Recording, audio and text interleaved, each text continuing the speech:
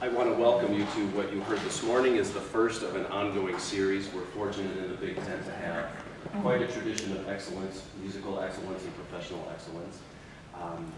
My name is Scott Teeple. I'm at the University of Wisconsin-Madison. I consider myself among a pretty special group for two reasons. One is I was fortunate enough to study with Professor Reynolds as a graduate student, and I was fortunate enough to work with him on the band faculty at Michigan before leaving and heading to the state of Wisconsin. But I will tell you this, we all see Professor Reynolds as this iconic figure in the band world, a Mount Rushmore type of figure. Is this accurate? Am I filling it in so far? And those kinds of things make him uncomfortable. And I will just tell you that. And he is looking forward to, I think this is just a great conversation. This is a special opportunity for us to become vulnerable, ask the questions that outside of these doors we might not ask other people, and just not want people to know that we have a curiosity about this and insecurity about that. What do you do? I have no idea what to do with this. How did you handle that? I know you've come with questions, and so I would just want to let you all have this opportunity to interact and have a conversation. So would you just, first of all, welcome Bob Reynolds.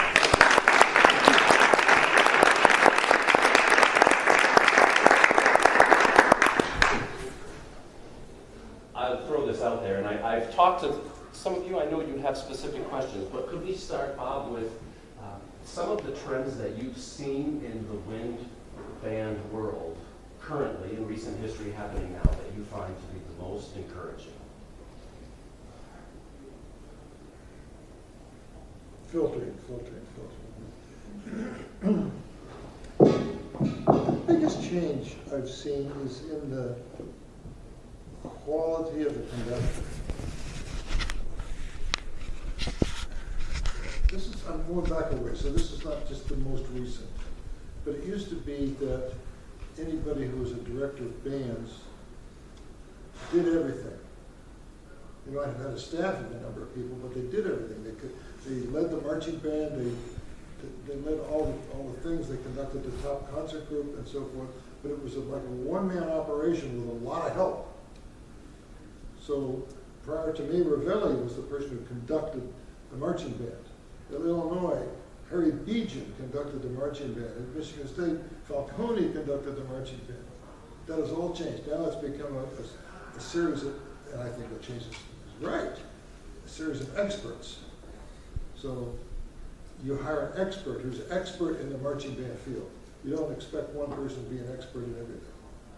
So that's been the biggest change. And then I think because of a lot of conducting workshops, excuse me, conductors have gotten better.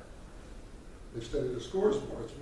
It's more a case of, can I make music now, as opposed to do I know just what to say in rehearsal to get everybody to play in tune. If I say these magic words, people will play in tune.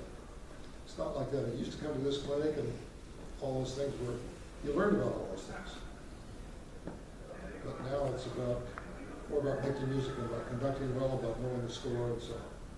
And that's kind of fed on itself, and so XYZ school would get somebody who was a really good musician as the conductor of the top group, and the next person, the next school over, would find out, hey, they've got this really wonderful musical thing going on, so we need to have one of those. And that's how you got your job in Wisconsin. So that's the big change, I think. Questions? Sure. First of all, good morning. Thank you for doing this session. My name is Matt Dockendorf. I'm a second year DMA at Michigan State. And I think as so many of us are coming to the end of our studies in conducting, I'm just wondering your thoughts on what we can do to sort of break through and get that first job. What's the most important for us to do as far as networking or positioning ourselves for that first collegiate or job or whatever that may be? Oh, there's several things that you can do. You're already doing one of them. You went to a really good school with a really good mentor. So that's crucial. Because often the way it works is call somebody and say, we've got this opening for, and they'll call people they know and respect and value their judgment. So you've gone to schools where you've got somebody like that, you're a step ahead of going to Southeast, Northwest Louisiana State or someplace. Beyond that, the resume is okay. The cover letter is okay. You have to do that. You have to have, there are models for that, and you can even look them up online and ask somebody to read it over for you, and that's pretty simple. The thing that makes the biggest difference is the video. You've got to have a good video. My suggestion on making a video is you video yourself every time you stand on the podium, because you never know when magic's going to happen. And then you video that. And then the next time you get up, and by the 17th time you've done that, you take off that first time because that's not nearly as good as the 14th time. And so you have your best, I'd say 20 minutes of video, and you don't have to have the whole thing. You don't have to, I mean, if your best stuff is from letter G to letter H, then that's what you put on.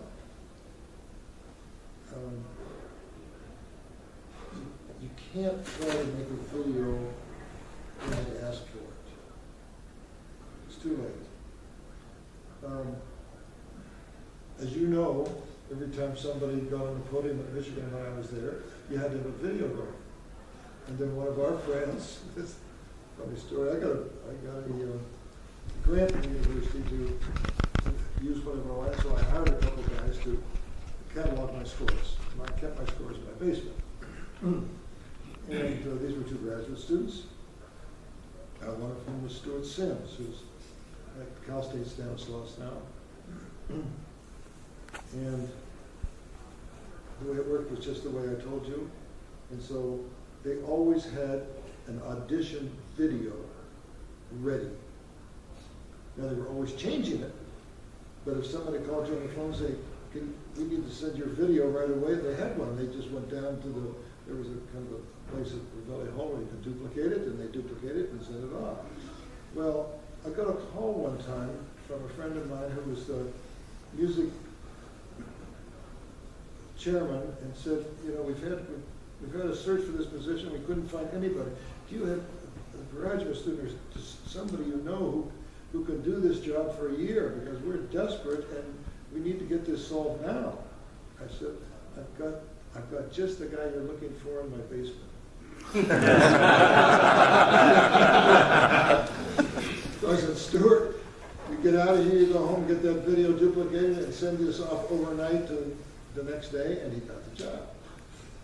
So you've got to have that video, and on that video it has to be compelling music making, not just good, not just the group plays well and you're doing the right stuff on the right.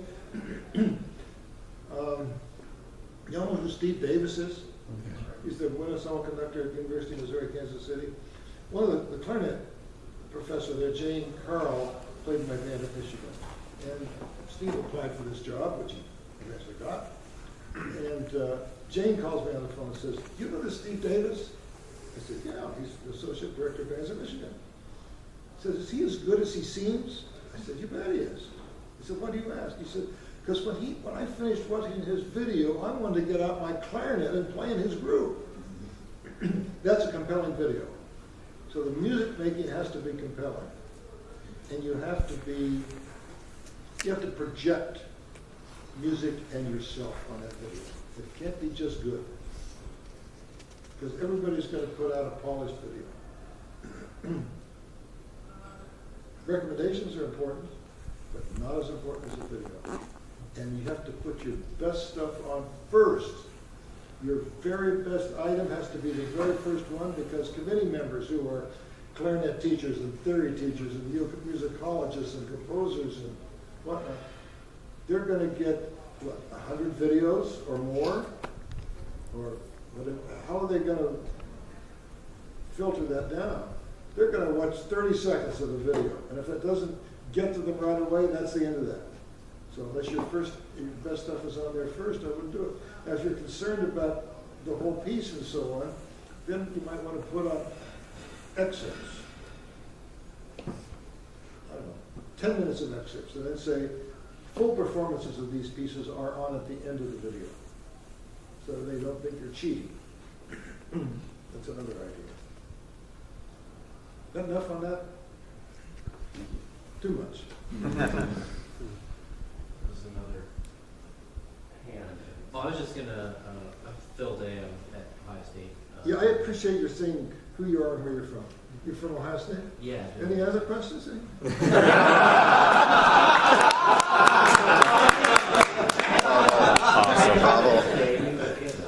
said no, but I couldn't say that other way. Going off the first question, I was just going to ask the reverse. What are some things in the wind band world that you feel maybe for you are discouraging in the things that you see from the past?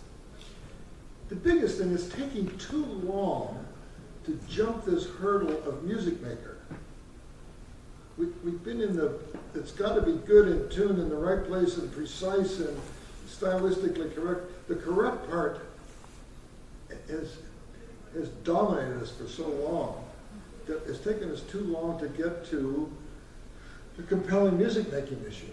I mean, it's what, if you've got on your iPhone any music, and you've got any pop singers or anything that's not the Berlin Philharmonic, then you listen. You're not listening for is this person to have the best tone quality.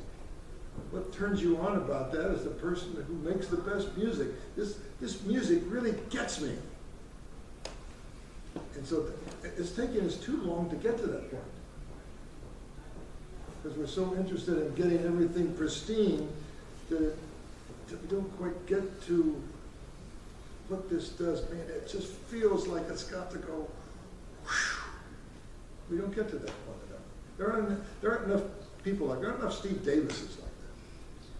I need to keep picking on Steve Davis, but since he's not in the Big Ten, I can do that. But that's discouraging.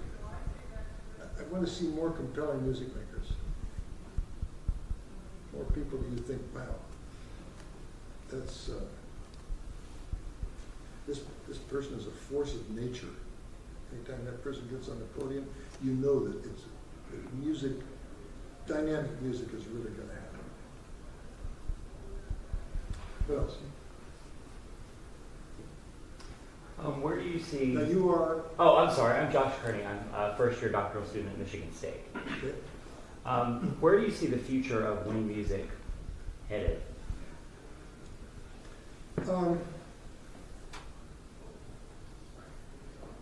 I'll tell you where I hope it's headed, and it seems to be headed this way.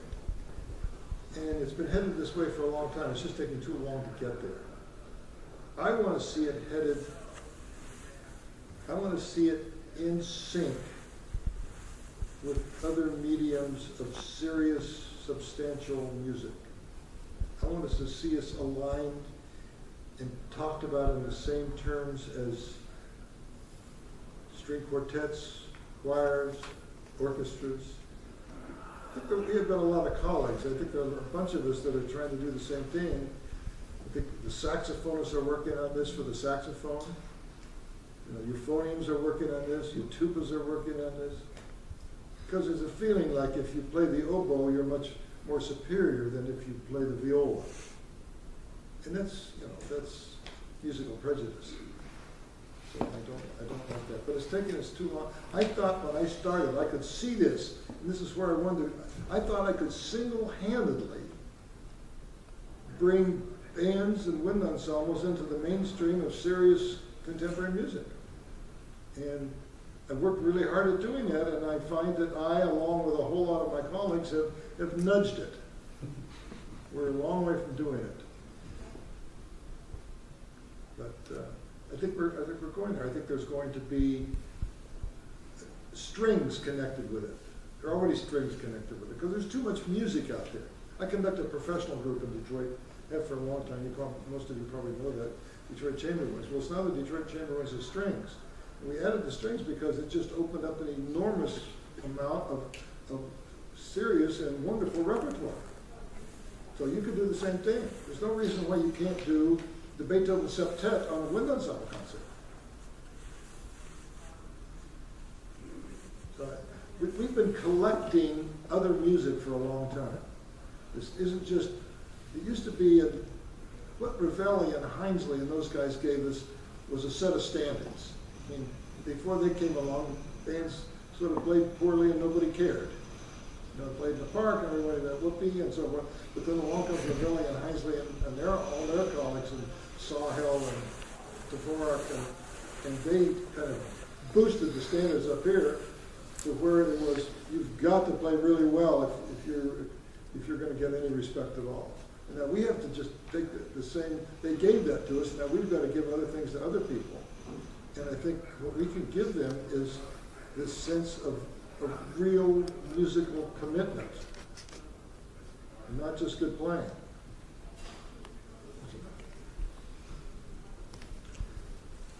My name is Nick Ince, also from Ohio State.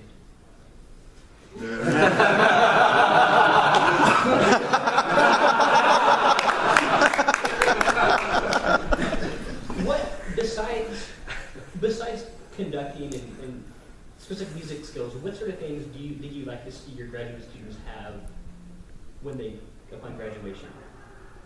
I don't want to see them have it on the way in. That's actually more important. They've got to have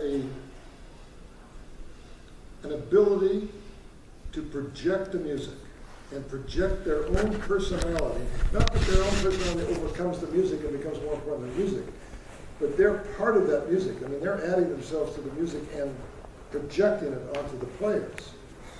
And they also have to have a sense of curiosity. They can't be, you know, baby birds with their mouths open waiting to be fed. They've got to be aggressive learners. So then they have to come to the seminars with ideas like, I just heard about this piece, what about that? You know. So what happened to me was I learned an enormous amount from my graduate students because they were curious. And I did a workshop one time in North Carolina, and we're sitting around, not a table, but maybe a dozen band directors around this big circle table. We were having dinner, and somebody said, you know, you're known as a really good conducting teacher. What's your secret? I said, my secret is accept only the very best students, let them conduct, and then we talk about it. And that's pretty much the way it went, isn't it? We didn't really have private lessons. It's just that when somebody conducted and video, then they brought the video in. We went through the video and talked about what they were doing, what they weren't doing, and so often shared the video with the other members of the class. And so, enough? Yeah. Okay. Yeah. I'm Steve Riley from the University of Iowa, Okay. and I'm curious, what do you think the Oh, audience...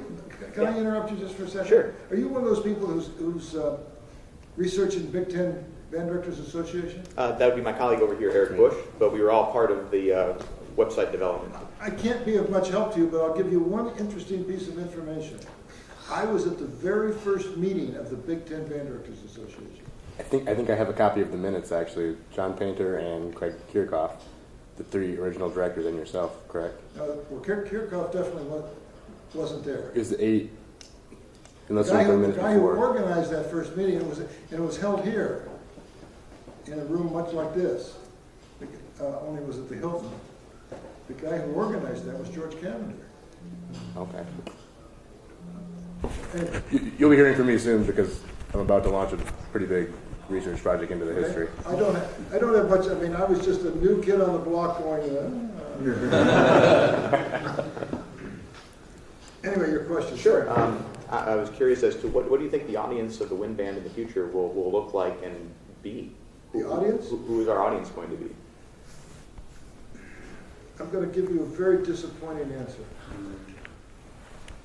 I don't really think a lot about the audience. I do think a little bit maybe at the end of a planning repertoire, the last piece or something. I think more about the concerts for me are more about what's in the best interest of the players. Now I'll tell you where I do think about an audience is with the professional group I conduct. Because their purpose is not to educate the players in the ensemble, but the purpose that we all have is to educate the individual members of our ensembles. So then if you present interesting concerts, other people will come, but mostly, as it is in the public schools, a lot of people come just because they know people on stage. So if we have a decent audience, I'm happy. Anything more than that, I'm ecstatic. But I'm not trying to get a different audience, a bigger audience. I like to do imaginative and creative things at concerts, and so we sometimes do weird things. But it's because I like to keep those creative juices flowing more than I'm not thinking about I'm going to play these pieces or do this so we can get a different audience. I'm sorry it's a disappointing answer for you. I know you wanted the secret to how we get better audiences. Yep. My name is Jason Baum. I'm in my second year pursuing my doctorate at Indiana University, and I was just curious if you had any advice for those, again, entering the college teaching profession, that if you wish you had known, when you were in our position, sort of entering the field, things that you would have done differently, just any piece of advice. Yeah, I think one of the most important things I can tell you is find people who know things that you want to know. Rather than don't expect Steve Pratt to be a guru. Steve Pratt played in my band, by the way. Quite a fine player. And this could be anywhere. This could be a pianist or a violinist or a soprano or somebody outside of music who seems to do things really well, and get to them and say, how do you do this? It was constantly keep learning. I remember in my first college job, it was at Long Beach State. I had a guy in the band who came up to me one time, and I was, as you can imagine, I was 29 when I got that job. And so I wasn't much older than some of the grad students. And this one guy said to me, you should take conducting lessons. And fortunately, I took it right. And so I said, well, who would I take with? He said, well, Zubin Mehta is the music director of the LA Philharmonic, take with him. Anyway, I went through a whole bunch of steps, and I would start going to LA Philharmonic rehearsals. But you could find that the group that hearing a concert by University of Illinois, the University of Illinois might be having something special happen, and it's not all that far from Bloomington to Champaign-Urbana over there, or somebody in a local high school or local public school could be recruiting like crazy and have this humongous amount of elementary band students every year. So what are they doing? How are they doing that? Where somebody's group could play immaculately in tune, and you think, wow, how they, the precision and the other things, the choice of repertoire is also, man, the intonation is great. So find out about that. That happened to me one time. We did I don't know if you were in the band then or not, we did a tour to the Upper Peninsula. Were you in that group? We ended up in the snowstorm.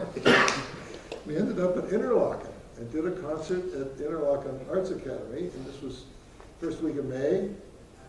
The bus got stuck in the Upper Peninsula. We all got out and pushed. Anyway, there's a lot of side stories there. But after the concert was over, one of the local band directors came up to me and said, I've never heard a band play that well in tune. What do you do? I said, I have no idea. And I was standing with the principal clarinet player, Richard Hawkins. And Richard Hawkins is now the clarinet teacher at Oberlin. And he said, I know how it's done. He said, everything in the rehearsal is done through listening. We listen about precision, we listen about style, we listen about balance, we listen. So intonation is just one of the series of things. There's no special thing we do about intonation. It's just that everybody's listening all the time. So then that band director learned a lesson there. So did I, by the way. Because I didn't know how they played so well too. But finding the mentor on individual subjects. would be the thing I would suggest the most, that I didn't start out doing. I wish I had. I'd also play as long as you can. I played horn. Oh, any horn players in here? I should tell you a side story about the horn playing. I was pretty decent. I mean, I played professionally in the Los Angeles area, played in the Pasadena Symphony and other things. I kept playing the whole time up until I went to Michigan.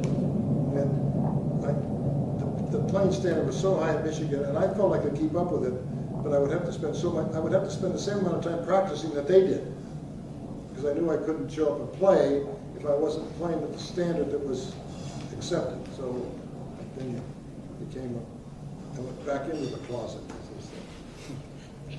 But the ability to play and make music influences the way you make music.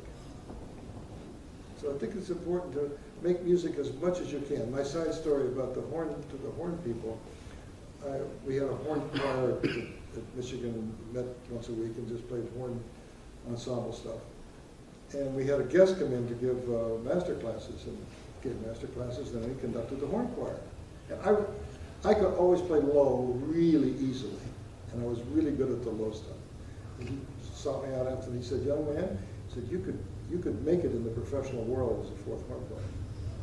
The guy who said that to me, nobody else will understand this name, but the horn players will, was Max Patek. All the horn players are smiling, everybody else is going, Anyway, play as much as you can, for as long as you can, as well as you can.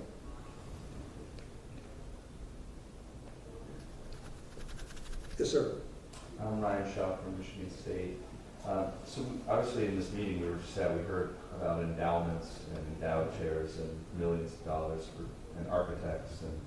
And how do you think about that side of the job for a college band director? How did you get acquainted with that world of fundraising and other things?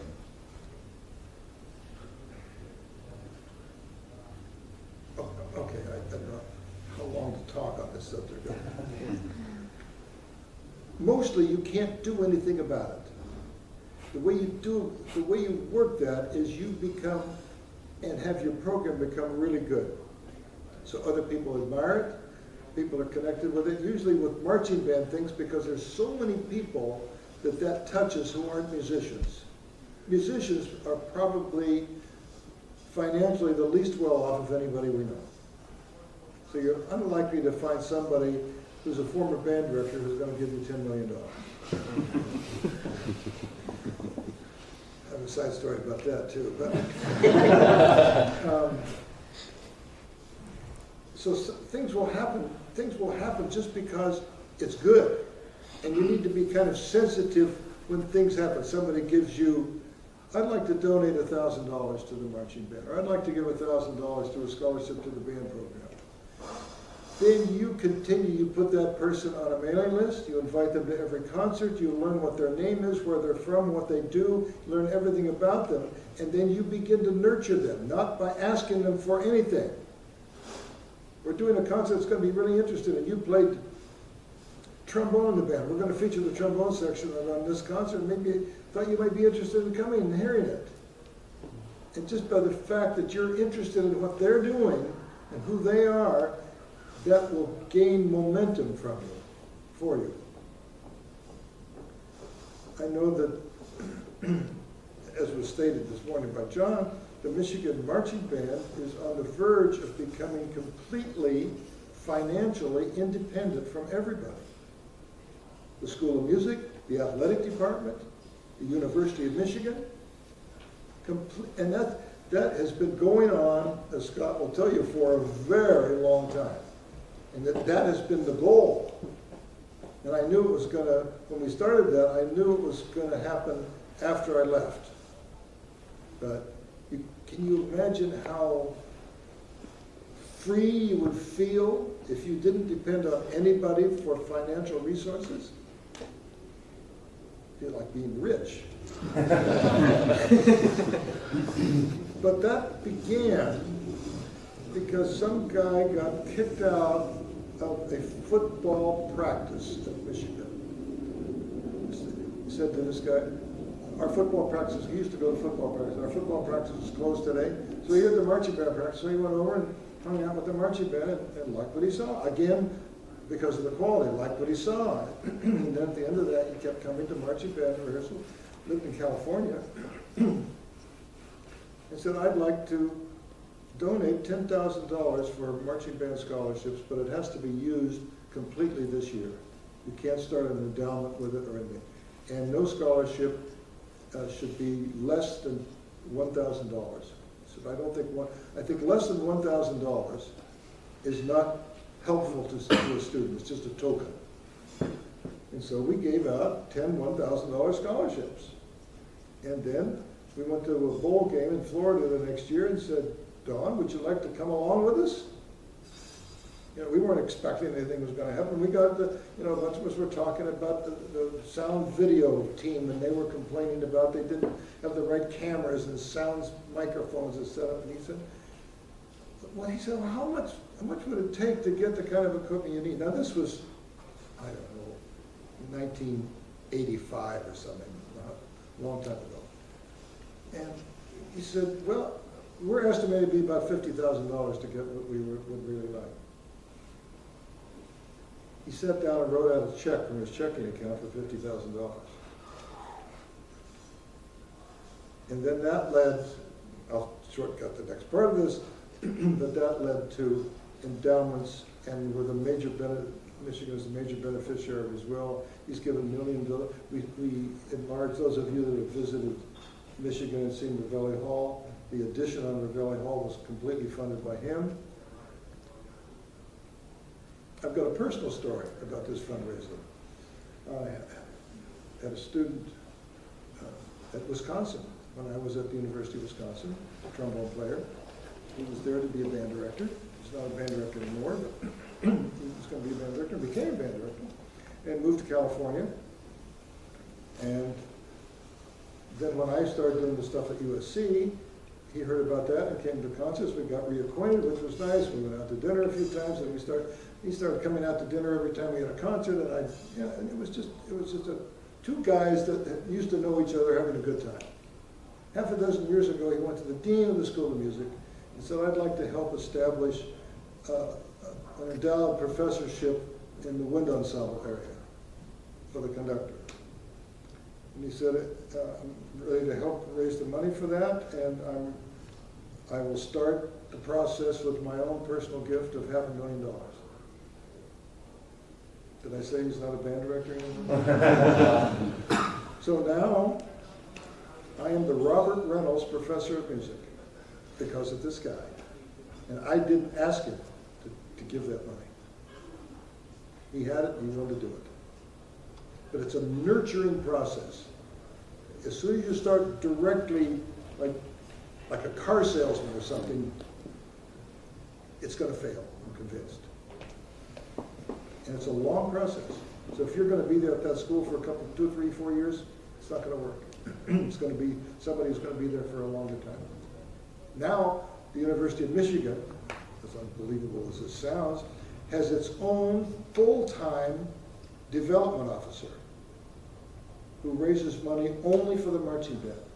And they're a full-time person on the development team. I mean, some schools don't have it. One development officer for the entire School of Music. And she's very good at what she does, and they're raising lots of money. So I think that's plenty on that money raising thing. Yep. Eric Bush, second year DMA from Iowa. In the Legends session yesterday, there was a lot of talk about the increasing divide between the conductor and music education faculty, and we're all in this to be teachers. So how can we bridge that divide and have more, primary contact with the folks who are going to go out and teach public schools and in the trenches? That's a tough one. It's getting worse, by the way. It's not getting better. And it's getting, you're going to get a prejudiced view on my part. And I'm sorry about that. I'm right. But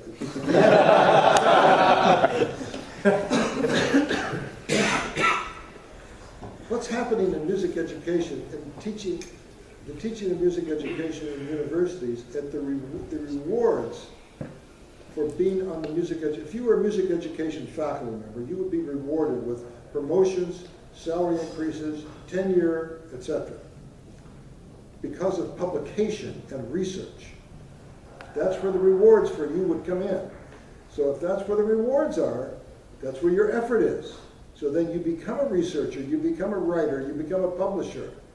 In that you teach graduate students who want to emulate you and research and write and so forth.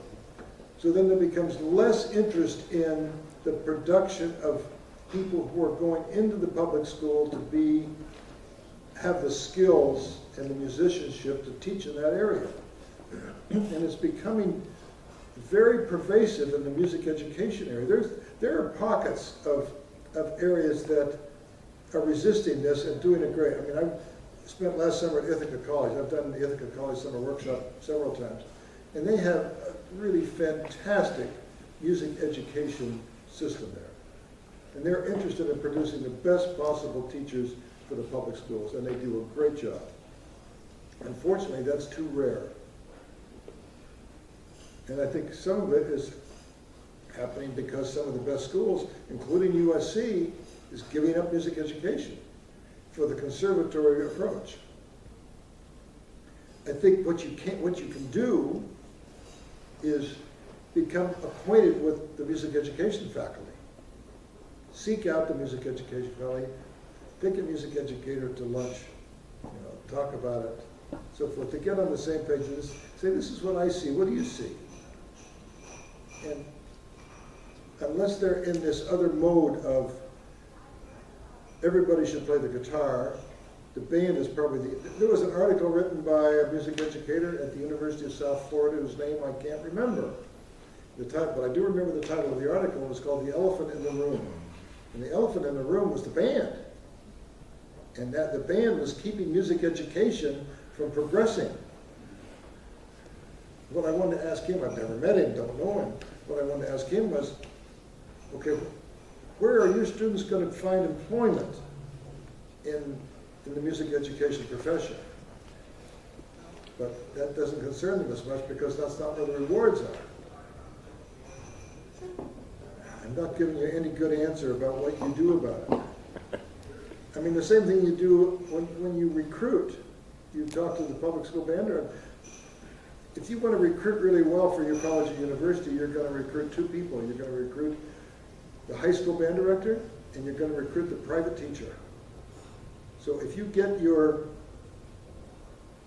kazoo teacher, oboe teacher, whoever, if they will know all the really good private teachers of the oboe in that area, and you will know all the band directors, your way of recruiting is going to be enhanced enormously.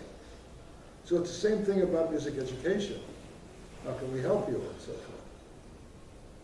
It's just time consuming. Because you talk to this one person, and you talk to this one person, and this one person, and so forth. And that's a lot of time. But I would start by trying to find out who are the movers and shakers in the band world in the area where you just got your job. And get to, just say, I'd like to come over and just drop in on a band. I don't want to do anything. I don't want to conduct or give a speech or anything. I'd just like to see what, because I hear really good things are going on. I'd like to find out what those really good things are in your school. So can I come over and just hang out for an hour or so? And then they'll probably ask you to do something, and then you can say yes. But if they think you're trying to sell something, again, it's this old story, don't sell me anything. But if they think you're on their side, that'd be great. What I think you shouldn't do is design your concert program for the high school students and the high school band directors. So if they're playing, what?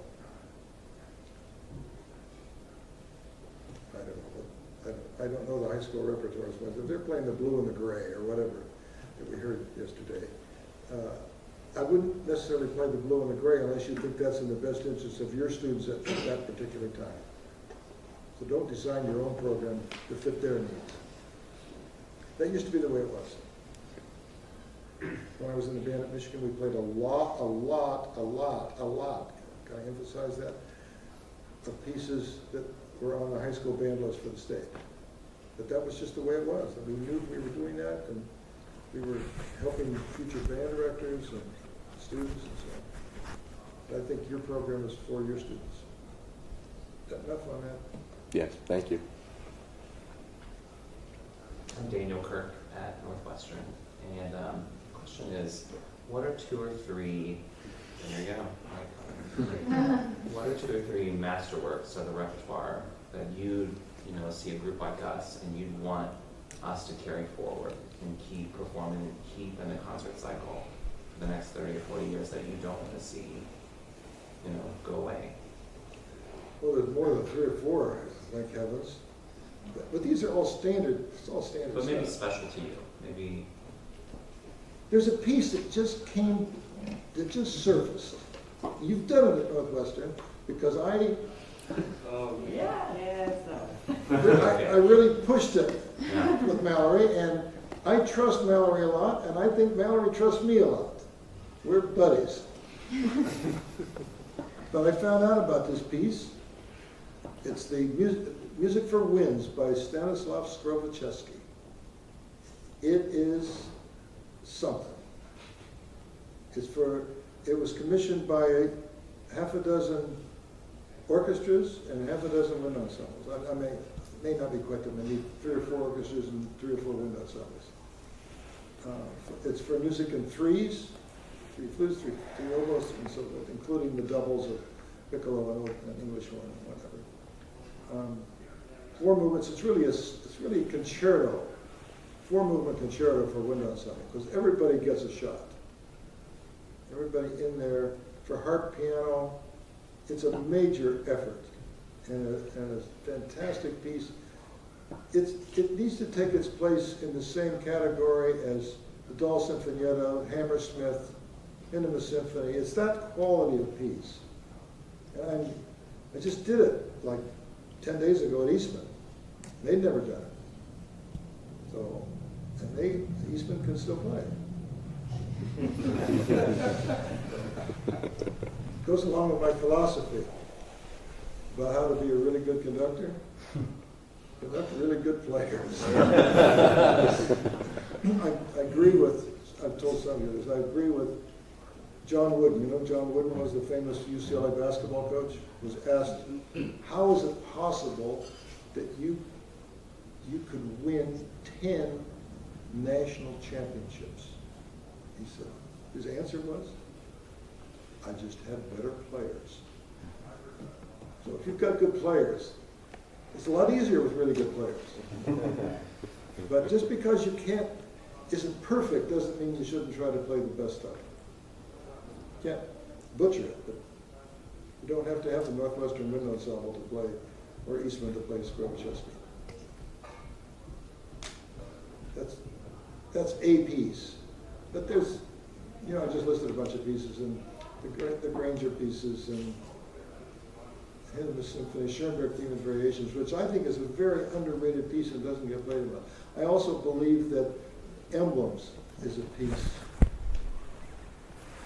was scared to death of Emblems. I did the second performance of Emblems. I'm telling too many side stories.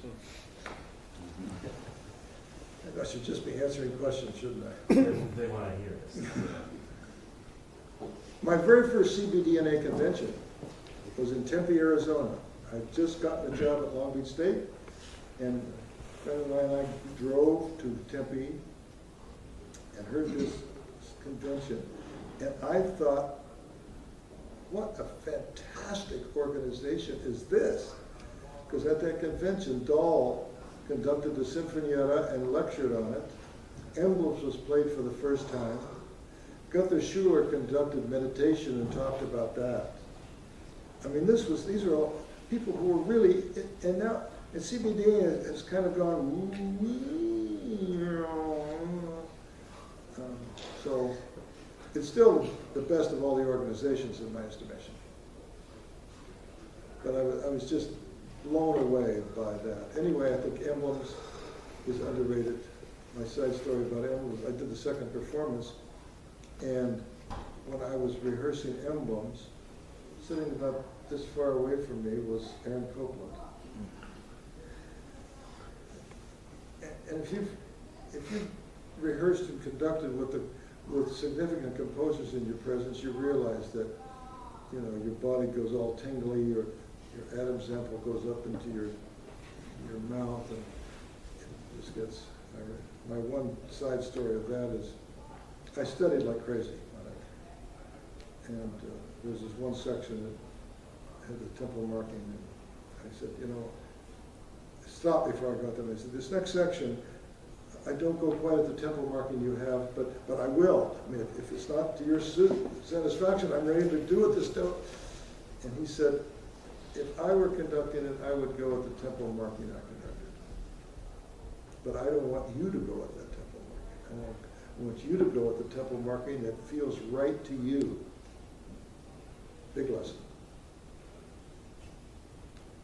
Is that enough pieces, or should I go on? I forgot, I was saying something else earlier about we collect music. We collected all the Mozart serenades. They weren't part of the band repertoire. I never played the Mozart serenades when I was in college in Ravelli's band. I didn't even think about it. The Gunther Schuller Symphony for Brass and Percussion was not part of the band repertoire. All the Stravinsky pieces are not part of the band repertoire. But we've collected all those. We've kind of gone, oh, here's some, ooh, and I think we're still in that process. And I think we still should, if it's a really good piece, we should include it. We have a chance to, because we are not tied so much to tradition like the orchestra, that we can do whatever we want. We don't have to sit on stage the same way. We don't have to wear these funny suits. Anyway, there's a chance to be creative. Sorry, I went off on a tangent there. Brian Caldwell, University of Illinois. We deal with so many talented students, especially at the college level, and so many of them are incredibly talented solo players who study soloistically. What can we do, especially as conductors and teachers, to encourage them to play better as an ensemble player?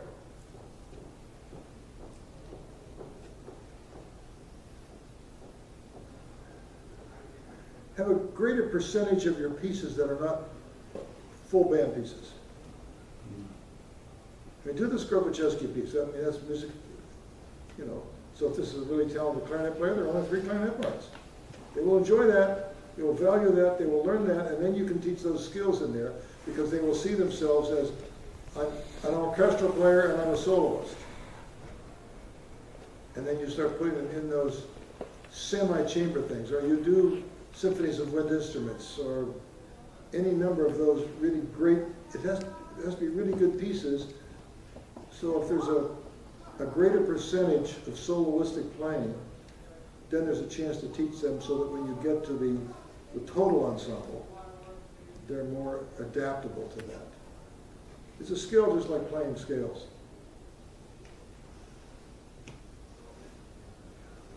What else? Yep. Andrew Lawrence at the Ohio State University. For most of us in this room, our first jobs out of the doctoral program would be maybe jobs that are not at top-notch universities, that are smaller, not great programs, and then we're kind of taking over something that needs to be built. Do you have any advice for building the program up kind of from the bottom up?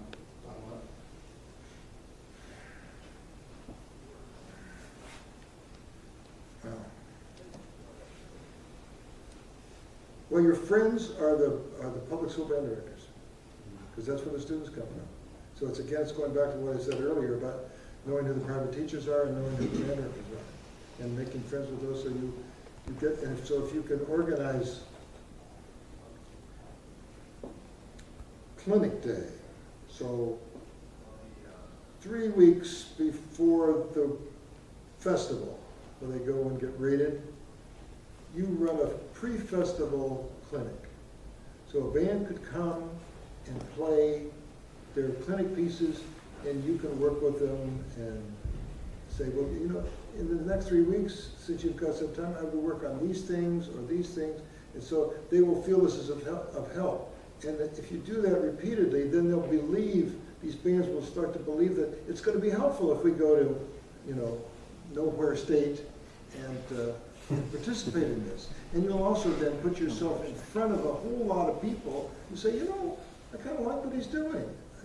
And you are friendly and outgoing and so on. So a lot more people will then become, that's just one suggestion. You can go out and work with high school bands, but that your population, if you're trying to build it up, that's where your population is. I should probably say, again as a side story, I should probably say that the band world is a really weird world. It's not a normal profession. The way it works, it's really hard to get a college job. And what we all want is you want a job like Russ Mickelson's. You want a job like Mallory's. And you want a job like Mike Havecock or Scott Teeple. You want one of these wonderful music-making positions, and you would like a great marching band that somebody else does.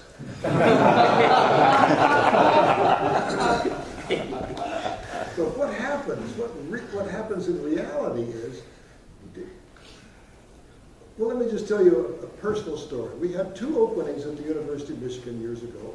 One was for the marching band, and one was for the second band. Second band conductor did the second concert band, conducted the youth band, and taught undergraduate conducting. Okay? And so we advertised for both of those. And then I called my friend John Woods, who's a Michigan grad, by the way,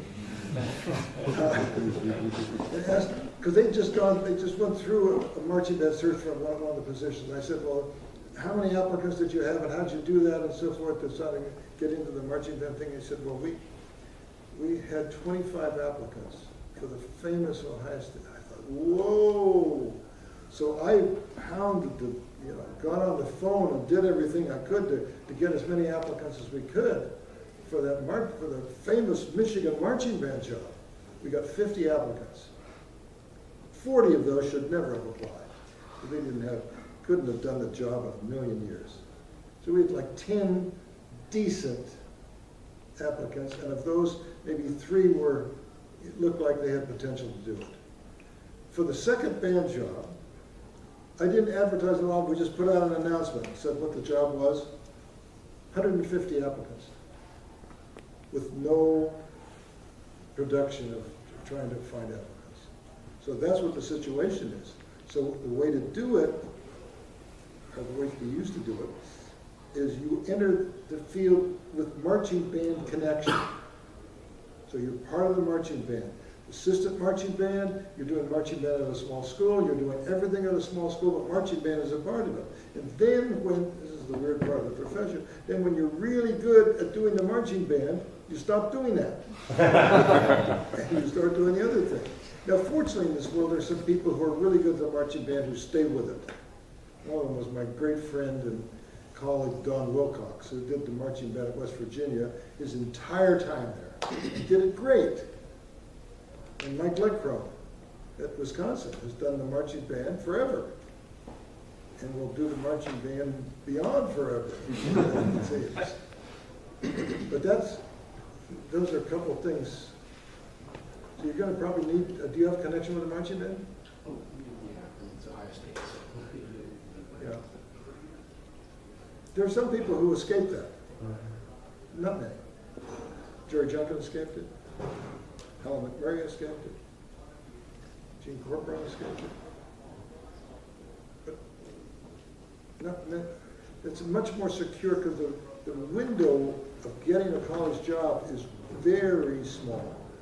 That doorway into that college field is very small. Now, once you get in the playground, once you worm yourself through that small hole, then it's much easier to move around once you're in there. It's getting in that playground that the hard problem is. So I would, if somebody says, we'd like you to do this college job, I'd immediately say yes, and then I'd find out, what it involves.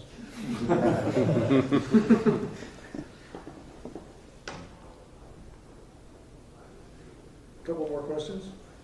You mentioned the Detroit Chamber Winds and Strings. Yeah. And a professional group that's playing wind ensemble repertoire. Where do you see professional groups? What role do you see them playing in the future of the wind repertoire? Not much.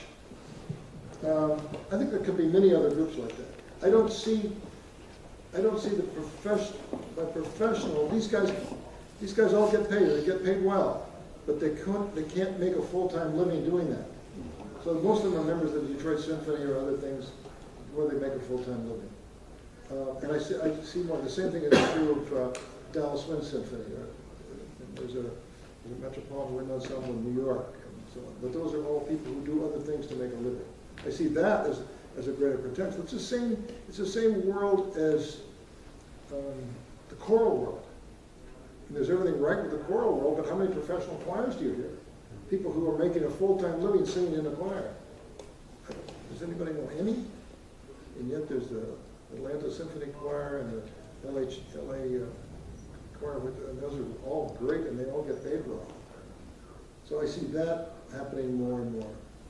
But I don't see a full-time paid living wage for a wind ensemble. Sorry. I don't think that's necessarily bad.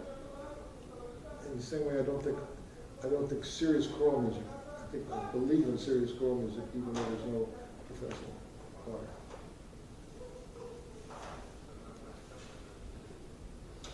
There have been some hands that have gone up and then gone down, so maybe your Maybe I answered that question. has been answered already. I'm Joe Higgins from Northwestern. Kind of related to this, in regard to Detroit Chamber Winds and other professional groups you've worked with, what are some main differences working with professional players? And maybe what are some of your favorite things about working with them as opposed to with university students? Well, the hard thing for me to learn was the first rehearsal we had didn't always go very well. But what they were learning what this music was about, who they had to listen to. They were learning how to rehearse this music. So the second rehearsal, I used to tell them, I said, who rehearsed this music between these two rehearsals? Because the second rehearsal they would come back and they were great. So they were learning, where do I have to practice, what do I need to do, who's playing this part with me, who's done. So they were always kind of querying out here, so they weren't focused on their own playing. They were more focused on the outward reach of it. And then they could all play.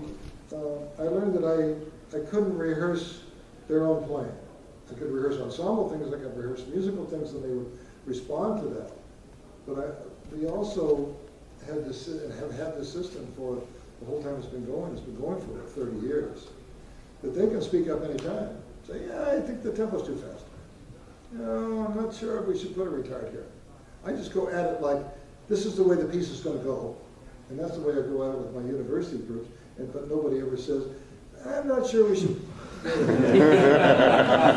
So with those guys, they're free to speak up, and I think they want to have ownership of it, which is different from their normal Detroit Symphony where the maestro says everything and they just obey the rules.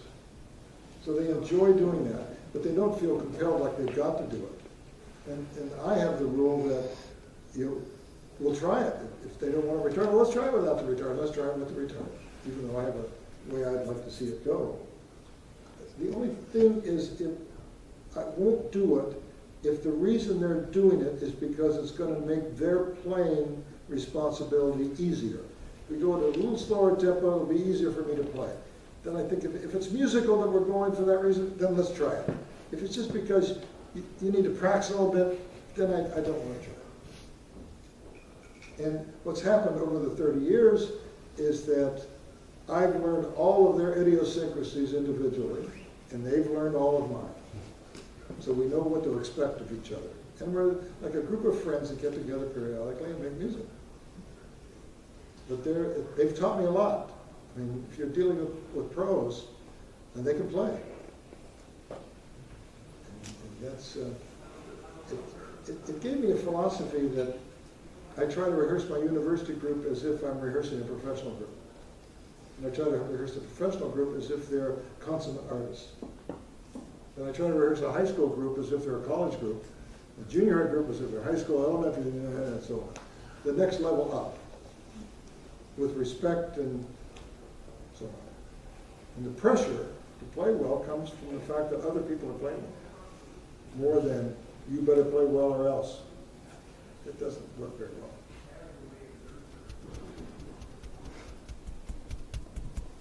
Last questions?